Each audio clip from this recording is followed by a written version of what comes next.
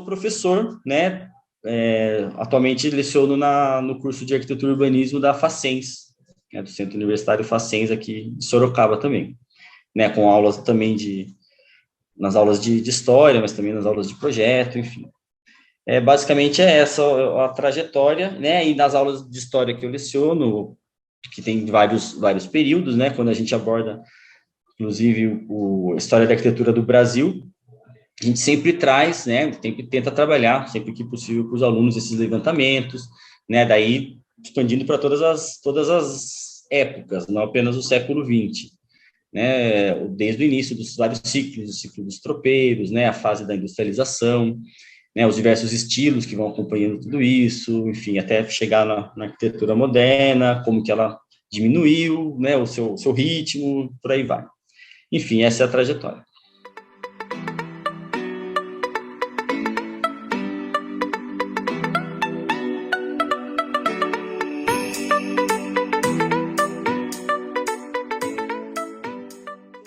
Se eu começasse com os ícones mais antigos, que já são, inclusive, bem estombados, né, já protegidos na medida do possível, né, pelo patrimônio, acho que seriam exemplos mais óbvios, né, mas não menos importantes, mas digamos que já bastante consolidados enquanto patrimônio, enquanto símbolo, enquanto, né, com sua qualidade arquitetônica, eventualmente, mas muito mais como registro histórico, né, que eu vou mencionar por cima e depois começar posso falar um pouquinho mais dos que eu domino mais, que é dessa fase mais recente, né? Mas se a gente for fazer uma trajetória, né, desde o início, a gente tem muito importante, como, na verdade, o marco inicial, né, do desenvolvimento da urbanização de Sorocaba, né, o Mosteiro de São Bento, a igreja, né, enfim, que foi construído já desde o início da fundação. Sorocaba foi fundada, né,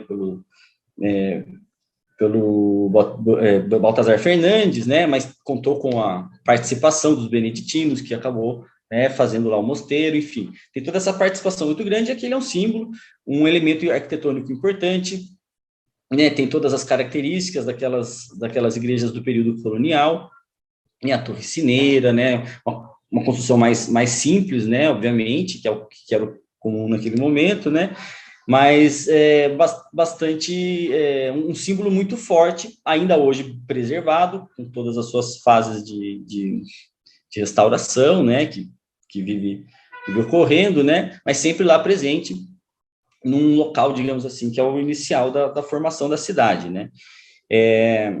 Se a gente avança um pouco no tempo, né, a gente tem as casas bandeiristas são muito presentes também, desse período, né, desse ciclo econômico, o casarão do Brigadeiro Tobias, enfim, são elementos importantes. Eu acho que esses já são bem consagrados, a própria estação, né, a estação de ferro, já marcando o início de uma industrialização, teve também o primeiro edifício em alvenaria da cidade, né, que acabou também sendo bastante remodelado. O que a gente tem hoje em dia é uma fachada neoclássica, que também é um elemento histórico importante, né? E o que ela resta enquanto ícone, né, atual, ou melhor, enfim, né, a imagem que permanece para a gente, né, desse registro, é essa fachada mais neoclássica, que foi feita, então já acaba nem sendo tão marcante daquele período histórico. O objeto histórico em si ainda existe, né, mas não daquele estilo histórico, né, de um outro período também importante. Entrando um pouco no século XX, que né, acho que eu gostaria de mencionar um pouco mais, tem obras importantes do estilo Art Deco, né? Então, Sorocaba tem dois principais prédios nesse estilo, que são tombados, inclusive, né? Eu gosto bastante. Os dois eu gosto bastante, né? Mas eu acho que talvez o mercado municipal tenha, né, até pelo porte um pouco maior, um pouco mais presente, fica numa região de bastante passagem de pessoas, né, numa área bastante movimentada lá do centro da cidade, né, que também tem seu registro histórico no traçado e tudo mais, né, mas é bastante representativo desse período, né, do período Art Deco, que no Brasil, principalmente em cidades do interior, o Art Deco acabou sendo uma espécie de transição para o moderno, né? A rigor, no surgimento ao longo, né, na história, quando a gente vê a história da arquitetura, cronologicamente, a arquitetura moderna se desenvolve até antes, né?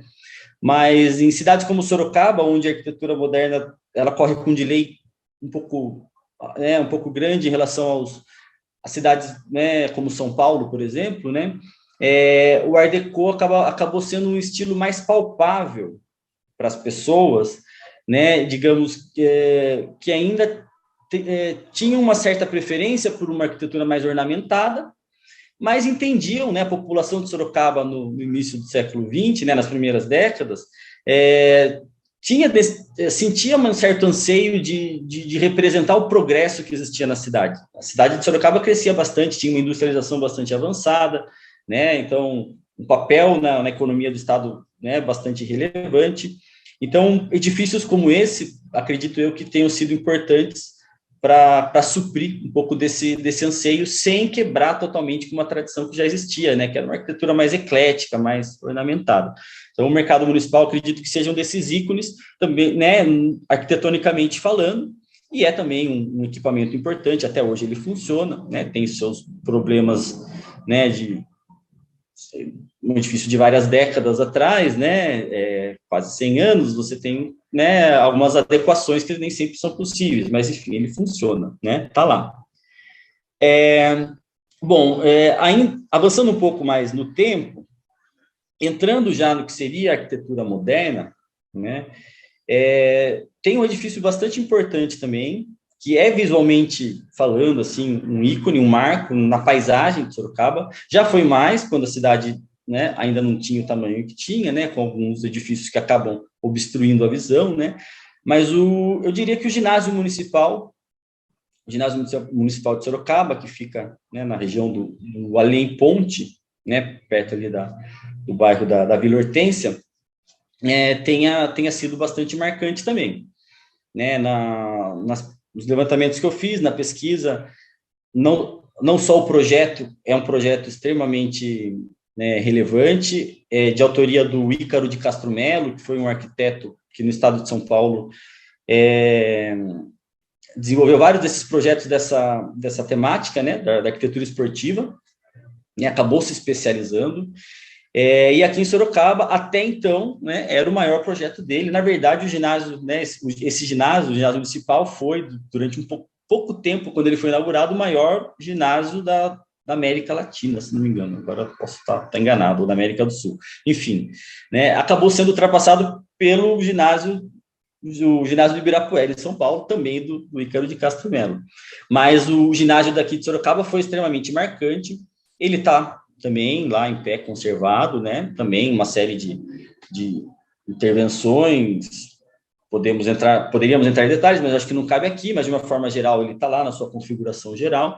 Ele tem uma forma muito marcante, ele é formado tem as 7 arcadas, né, que conformam ele, os 7 arcos, né, e os arcos eles extravasam para fora do volume principal, marcando como se fosse uma série de pórticos, né, que marcam as laterais do edifício. Ele se abre para uma grande praça, então ele tem essa característica visual muito marcante também, além de ser, como eu disse, né, um marco dessa arquitetura racionalista mesmo, um projeto essencialmente funcional, né, que precisa ter soluções racionais para que ele possa ser, né, de fato, executado, né, e com todas as questões funcionais, questões de circulação, aquilo que a arquitetura moderna traz como pontos mais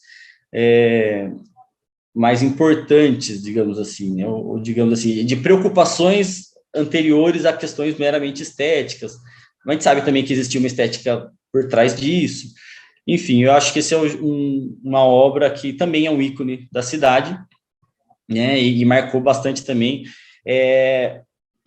pela data, né, inauguração 1950, né, 50 alguma coisa, tem algumas anotações aqui, enfim, acho que 52, desculpa, não me lembro exatamente, mas se tinha alguma obra essencialmente moderna antes dela, né, foi algo que acabou nem permanecendo, né? Como registro, acho que é o mais antigo, como que se tem registro, né? Bom, a arquitetura moderna ela acabou se desenvolvendo, né, a partir de então, com aos trancos e barrancos, temos figuras importantes nessa trajetória. Uma delas que teve uma participação interessante não só no desenvolvimento da arquitetura moderna, né, mas até do planejamento urbano, né, da urbanização de Sorocaba, foi o arquiteto Milton Ghiraldini, que era um arquiteto também bastante consagrado no cenário, acho que até nacional, podemos dizer, né, tinha também, além de projetos arquitetônicos, né, bastante atuação no planejamento urbano, se não me engano ele ficou em 5º lugar no concurso de Brasília, né, para o plano de piloto de Brasília, e ele foi o autor do primeiro plano diretor de Sorocaba, né, e coincidentemente ou não, não sei dizer se isso é coincidência, alguns anos depois coube a ele fazer projetos de 3 edifícios, né, já estamos falando aqui de um ícone mais vertical, né, que é interessante também para marcar esse fenômeno, né, da verticalização de Sorocaba. Então, esses 3 edifícios que são construídos bem próximos uns aos outros, né, na verdade, são 3 lotes juntos, né, numa espécie no final de uma quadra, no centro, bem no centro de Sorocaba, né, na verdade, num local onde foi demolida uma igreja. Ele vai construir esses 3 edifícios, eu destacaria um deles, né, os 3 são projetos muito interessantes, muito modernos, né, que é o Nossa Senhora da Ponte e o edifício São Bento.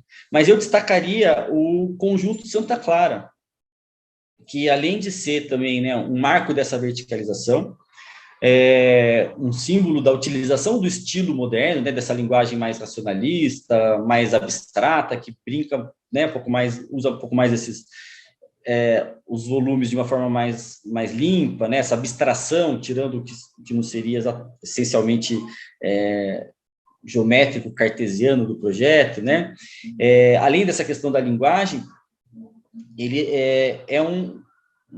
talvez um dos poucos exemplares de uma tipologia muito marcante da arquitetura moderna brasileira, né? São Paulo, principalmente, que eram as galerias, né? Então, o conjunto Santa Clara, é um edifício multifuncional. Ele tem o seu embasamento com lojas, né? São 3 pavimentos, desculpa, né? Térreo, mais 2 andares de mezanino com lojas. Ele tem um terraço em cima desse embasamento, né, que é uma espécie de área de lazer, um teto-jardim intermediário, vou chamar assim, né, e em cima desse intervalo há 2 torres de apartamentos. Né, então, a galeria comercial atravessa as 2 ruas, a Padre Luiz com a Miguel Sáquer, então faz uma ligação urbana bastante interessante, um pouco, hoje em dia, não muito usado, né, a gente sabe como a situação do centro da cidade hoje em dia é problemático, né? Então, um pouco esvaziado tá, o conjunto nacional, lamentavelmente, mas ele ainda está lá, existe ainda enquanto conexão urbana, né, desses 2 pontos, e tem essa questão da multifuncionalidade, né, marcando, né, com os pavimentos residenciais em cima. Eu acho que esse é um edifício muito importante para a arquitetura de uma forma geral em Sorocaba, né, e também é um ícone visual, né, bastante relevante também, né, a gente fica na dúvida até que ponto ele tem ele é devidamente notado, mesmo com toda a sua importância. A gente sabe o quanto o centro pode ser um pouco poluído, né, visualmente falando, né, então algumas coisas podem passar despercebidos, mas qualquer pessoa que admira a arquitetura estiver passando pela rua lá, Rua Padre Luiz, vai reparar que tem lá um edifício bastante marcante, né, e bastante, bom, muito bonito também.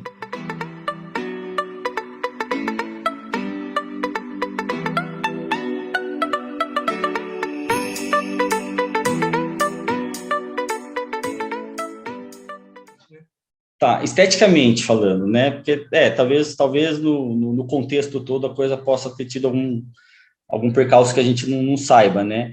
Eu entendo que, como eu até comentei, né, o Art Deco, ele teve esse papel meio de transição. Eu acho que foi tenho a impressão de que tenha sido bem aceito e que pavimentou bem o caminho para essas novas experiências, né?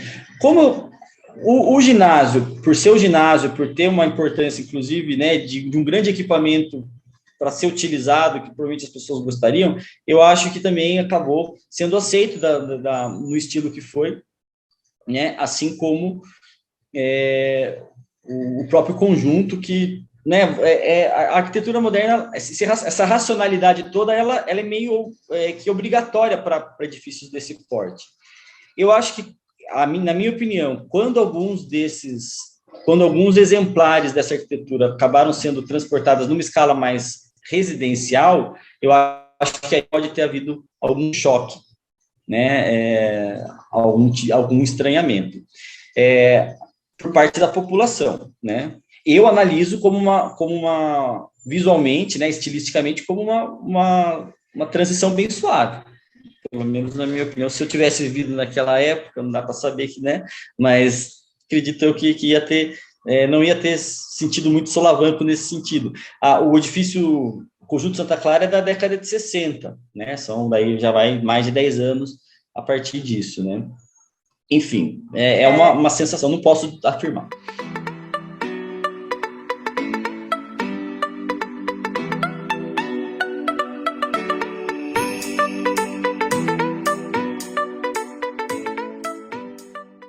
Mesclou bastante. Graças a muitas demolições também.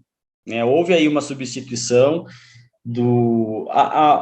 né, teve o período, né, as construções em taipa, obviamente, praticamente nada sobrou, né, mas as primeiras construções de alvenaria, os sobrados, né, que já alguns do século XIX, até início do século XX, vários deles acabavam sendo demolidos para a construção desses edifícios mais, né, de maior altura no centro de Sorocaba. Foi assim, na verdade, ele achou espaço meio à força, né, então, o próprio conjunto Santa Clara, com esses outros dois edifícios que eu falei, né, me fugiu o nome da igreja agora, peço perdão. Será que ele devia ser Igreja Santa Clara? Eu acho que é, o Convento Santa Clara. Depois eu até posso passar a informação certinho. Mas foi demolido, né, o que é um pouco lamentável, mas foi a própria quem comandava naquele momento, né, que acabou, foi uma negociação, né, mesmo, né, foi vendido, né, para ser demolido e ser feito um empreendimento, né? Então é um pouco desse jeito, né? Quando eu digo um pouco meio à força, não, foi o próprio mercado imobiliário. A região central de Sorocaba, ela continua valorizada durante um bom tempo, né?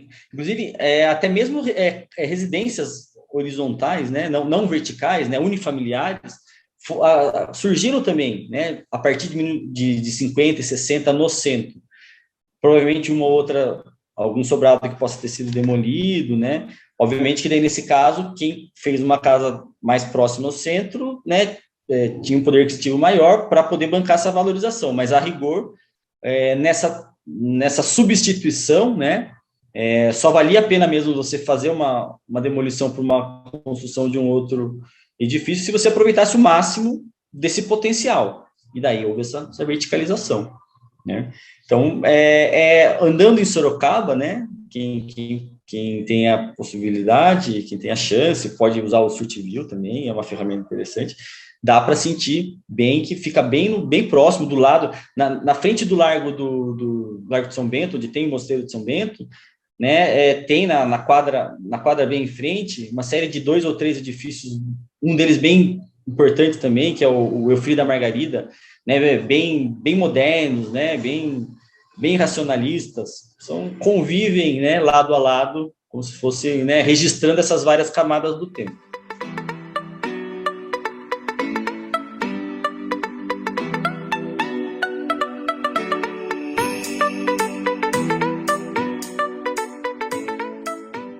Olha, tem problemas bem acentuados e preocupantes, né?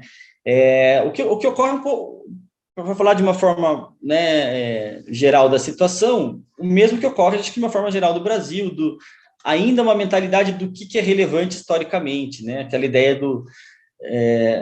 o colonial, né, o que tem que ser muito antigo, muito velho, né, tem que ter aquela cara de antigo para realmente parecer que é um patrimônio, para que isso possa ser, né, passar por todo o processo.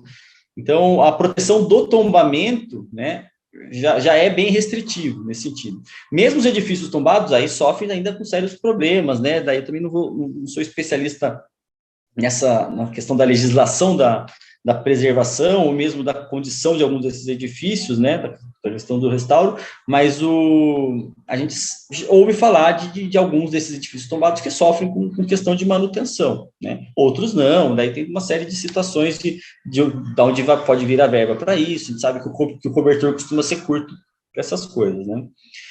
Se a gente entra no patrimônio moderno, e posso até incluir o Art Deco nisso, né, aí a coisa fica muito, muito complicada.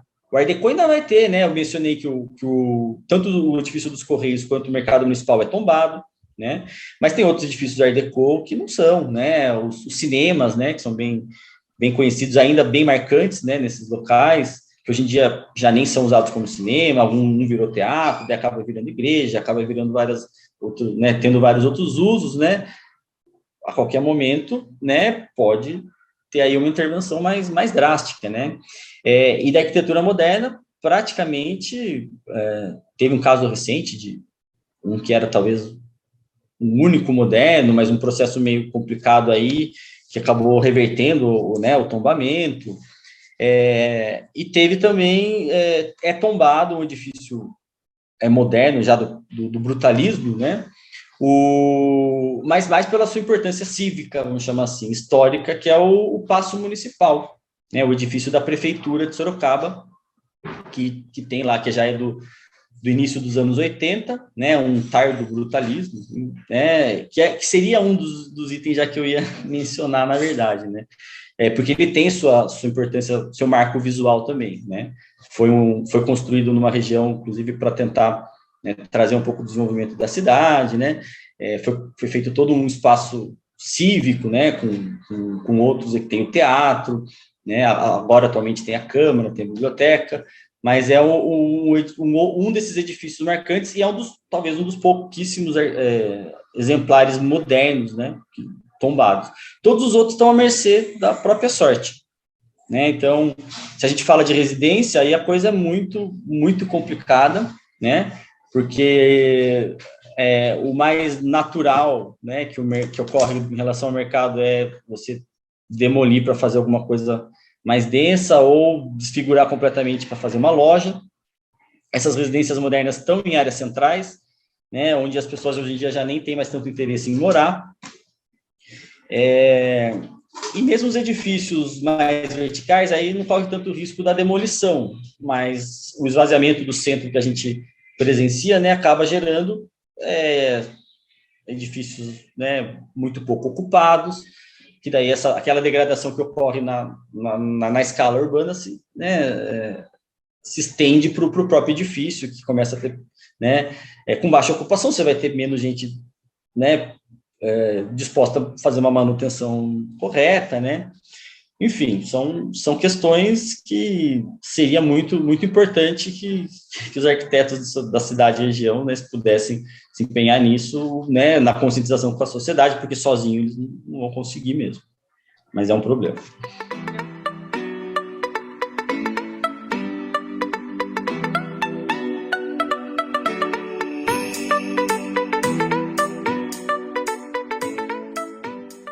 Com certeza, é bem observado, porque daí, quando é particular, daí é aquele negócio, né?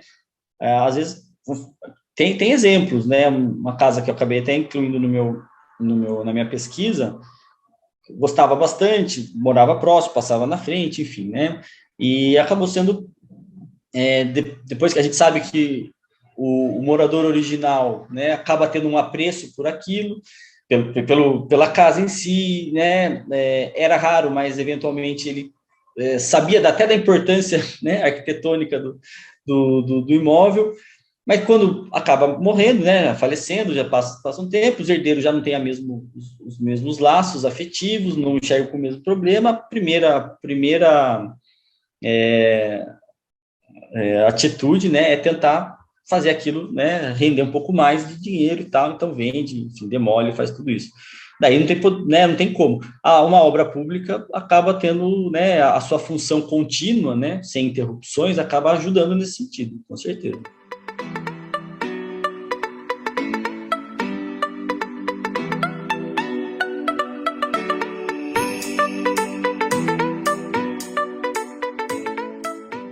Acho que é inevitável, né? A ideia de estudar a arquitetura moderna de Sorocaba veio já surge assim no primeiro, segundo ano da faculdade, quando sou de Sorocaba, me mudo para São Paulo.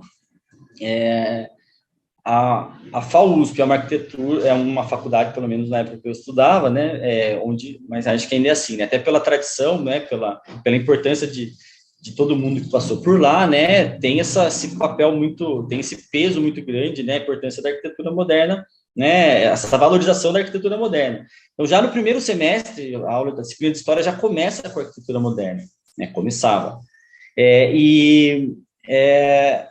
Eu achei muito, não entendia, não conhecia nada, né,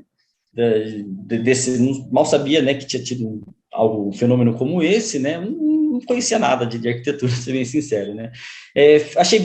Fiquei bem fascinado, e era natural, quando eu vinha no fim de semana para cá, quando eu andava no centro, ou qualquer região, eu ficava fazendo essa comparação, nossa, e esse edifício que eu conheço, que eu via, né, sempre, talvez ele seja, né, desse estilo, né, talvez faça parte desse contexto todo.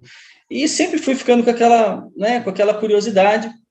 Quando a curiosidade foi crescendo, fui tentar descobrir se existia alguma coisa a respeito, vi que não tinha, né? Então, quando eu me formei, eu já tinha bem claro que um dia eu poderia fazer essa documentação, né? Não imaginava nem que poderia ser necessariamente um mestrado, mas algum levantamento eu imaginava que deveria ser feito.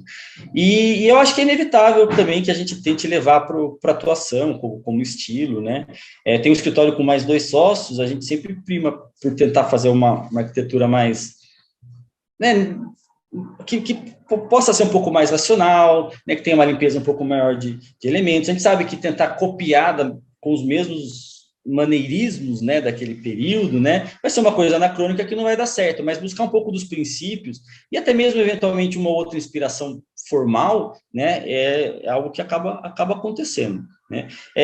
Queria até aproveitar esse para citar um arquiteto importante desse período moderno, né, que é o Rubens Cardieri, foi o pioneiro, né, aqui em Sorocaba, de arquiteto estabelecido aqui em Sorocaba, né, que era sorocabano, se formou também em São Paulo, né, no Mackenzie, mas vem para Sorocaba atuar, praticamente ocupar um vácuo, e vai fazer uma série de projetos importantíssimos, né. Eu estou falando dele porque as residências do Rubens Cardieri, né, que algumas bem bonitas que ainda estão em pé, né, para mim, são referências de projeto até os dias de hoje, né.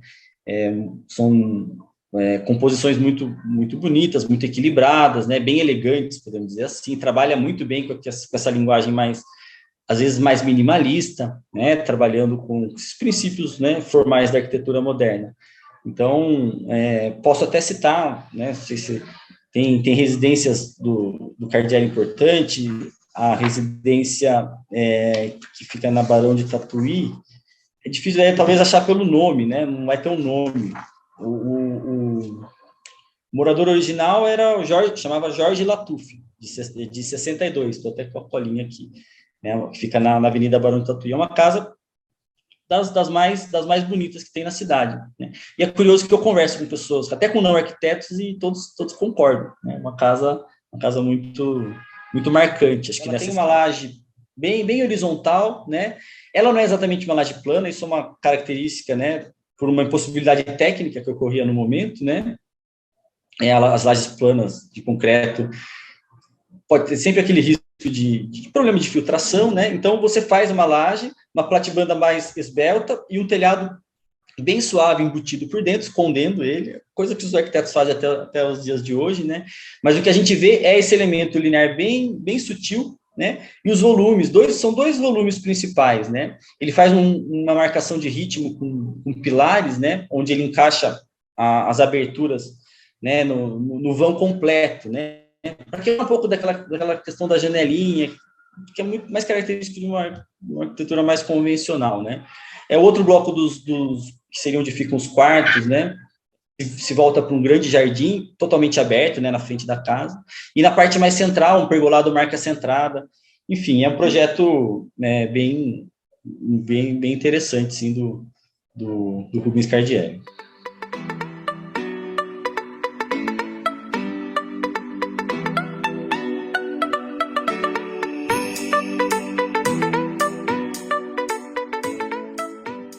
Difícil dizer, né? A gente tem as obras públicas dos anos 2000 para cá, públicas que eu digo, ou mesmo de grandes equipamentos, né? Não são tão comuns na cidade, né?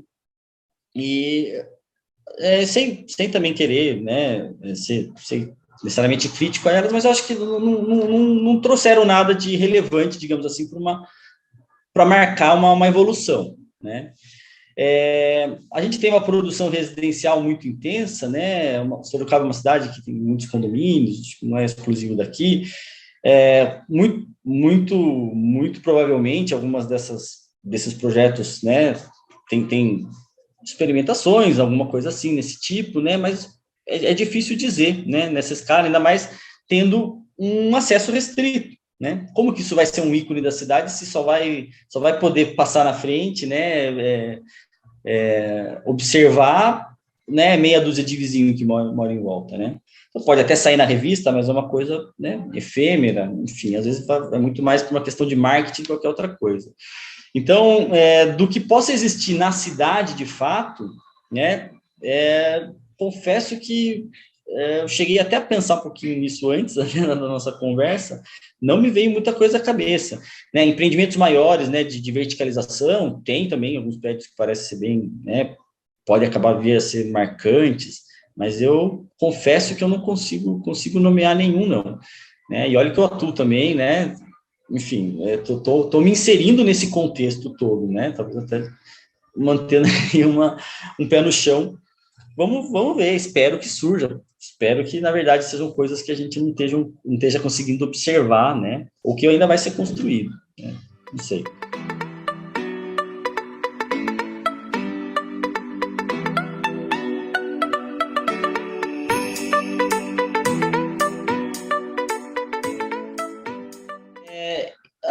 Provavelmente sim. Eu acho que não é de hoje, né? Que a coisa se difundiu, ficou tão heterogênea que vai ser um pepino para quem vai estudar, né? Para conseguir achar um fio condutor, né? Isso tudo. Dentro do que a gente vê, eu já entrando até em publicações, né? Eu acho que, e até respondendo a sua segunda pergunta, eu acho que tem sim, né? O Brasil passou aí por um período final, principalmente anos 90, acho que diria, né, onde houve um debate sobre quais seriam os rumos da arquitetura, né, porque vivia desse período moderno que foi um período glorioso, heróico, né, Brasília, etc., né, mas entrou em crise, né, e ficou um pouco na dúvida da onde ir, né, para onde ir. Eu acho que talvez tenha aí algumas das principais obras que a gente vê, né, sendo publicadas, analisadas, né, que provavelmente possam entrar aí numa linha da história mesmo, né? A gente vê alguma tentativa de encontrar um meio termo dessa herança, né? Sem parecer algo fora do seu tempo, né? Então, sem entrar na questão formal, a racionalização de uma forma geral do projeto, acho que é uma delas, né? Trabalhar, principalmente, algumas características do modernismo brutalista, né? De alguns pavilhões, alguns volumes, né? Um pavilhão, enfim, ou grandes coberturas que abrigam daí vários desses espaços mais flexíveis, né? Então, coberturas mais uniformes, digamos assim, né? Superestruturas que embaixo desse, né? Sobre as quais as atividades ocorrem de uma maneira mais flexível, era algo que era muito comum, né? E acho que tem se repetido em algumas obras de interesse bastante interessantes mais contemporâneas, né? Falando de materiais especificamente, né? O próprio concreto, agora já não mais com a carga ideológica que ele tinha, né? Mas como um material de preferência mesmo, acaba sendo bastante utilizado, o concreto aparente, e não deixa de ser um elo, né, porque, né, principalmente na fase do brutalismo, ele era bastante utilizado.